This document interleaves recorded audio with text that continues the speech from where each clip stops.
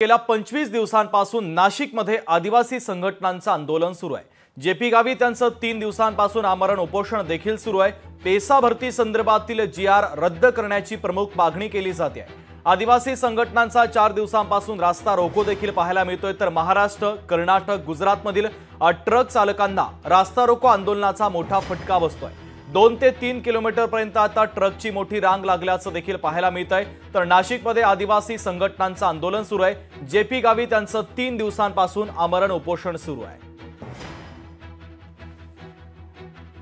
तर पेसा भरती संदर्भातील जीआर रद्द करण्याची मागणी केली जाते। आदिवासी संघटनांच्या वतीने 4 दिवसांपासून रास्ता रोको आंदोलन केलं जात आहे।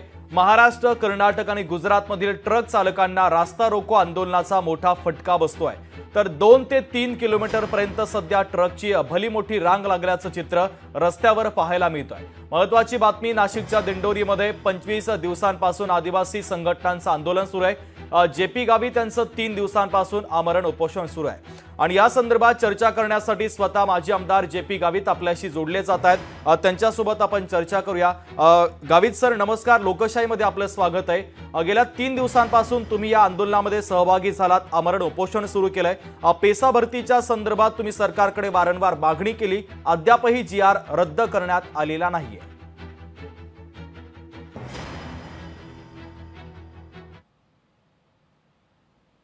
गावित सर, माझा आवाज तुमच्यापर्यंत पोहोचतोय?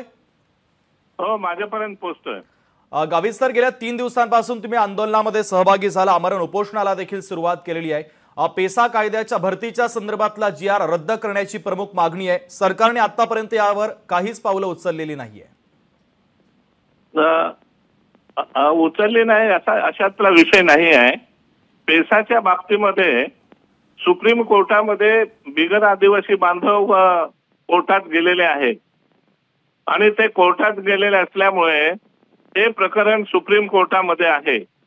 तर आम्ही सरकारला विनंती केली आहे, आमच्या एजींनी एक ॲफिडेव्हिट सादर केलेले आहे। आता त्याची तारीख होती पण ती पुढे गेलेली आहे।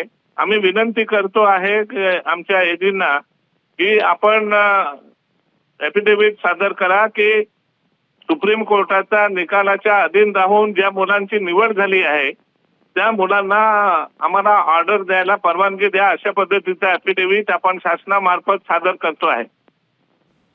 अगदी विजयकुमारजी, तुमची महत्त्वाची प्रतिक्रिया बातमीच्या संदर्भातली पोहोचलेली आहे। तुम्ही लोकशाही सोबत संवाद साधलात त्याबद्दल धन्यवाद। तर महत्त्वाची बातमी आपण पाहतोय, गेल्या 25 दिवसांपासून नाशिकमध्ये आदिवासी संघटनांचं आंदोलन सुरू आहे। विजयकुमार गावित मंत्री आहेत, त्यांची प्रतिक्रिया आपण ऐकलेली आहे। तर आता जेपी गावित त्यांचं 3 दिवसांपासून आमरण उपोषण सुरू आहे। स्वतः जेपी गावित आपल्याशी जोडले जात आहेत, त्यांच्यासोबत आपण चर्चा करूया। गावित सर, नमस्कार, लोकशाहीमध्ये आपलं स्वागत आहे। गेल्या 3 दिवसांपासून तुम्ही आमरण उपोषण करतायत।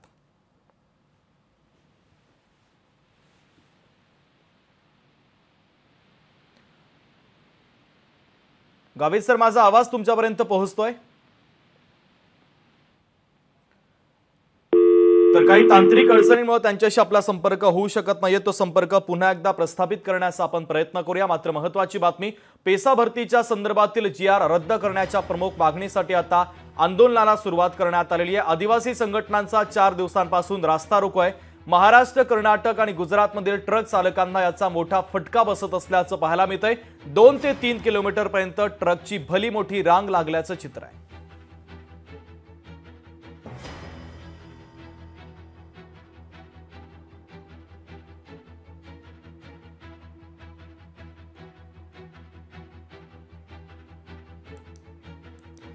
तर 25 दिवसांपासून नाशिकमध्ये आदिवासी संघटनांच्या वतीने आता आंदोलन सुरू करण्यात आलेलं आहे। जेपी गावित यांचं देखील आता 3 दिवसांपासून आमरण उपोषण सुरू आहे। पेसा भरतीच्या संदर्भातील जीआर रद्द करण्याची मागणी करण्यात आली, तर आदिवासी संघटनांनी 4 दिवसांपासून रास्ता रोको आंदोलन केलेलं आहे।